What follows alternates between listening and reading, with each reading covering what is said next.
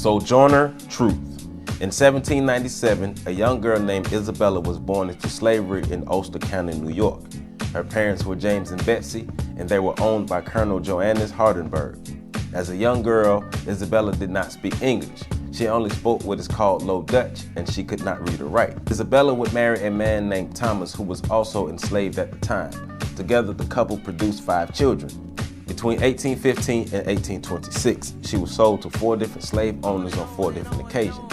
In 1826, Isabella had enough and decided to escape slavery and claim her freedom. She made her home in New York City until 1943, where she began traveling the country as a preacher, fighting against injustices.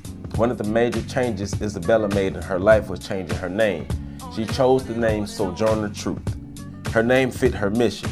She was determined to combat slavery. Throughout her travels, Truth would live in Massachusetts and Ohio and was building a name for herself in the Midwest and Southeast. She was able to build alliances with fellow abolitionists and freedom fighters. She found a way to support herself by selling self-portraits.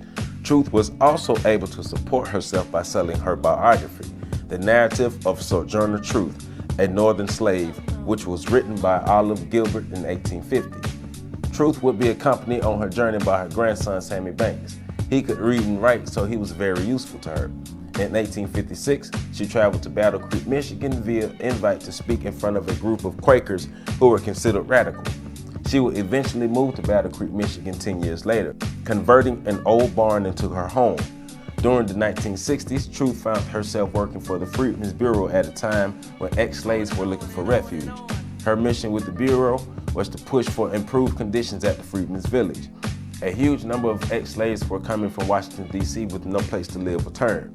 Many were able to live at the Freedmen's Village, but still managed to experience inhumane conditions.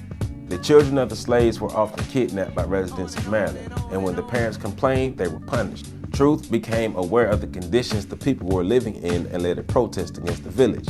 She was threatened immediately with detainment, but as a true hero, she took the mission head on. Truth became instrumental in helping ex-slaves travel across the country to start a new life. She was relentless in her efforts to lobby the government for free land for the ex-slaves and to cover the cost of their relocation.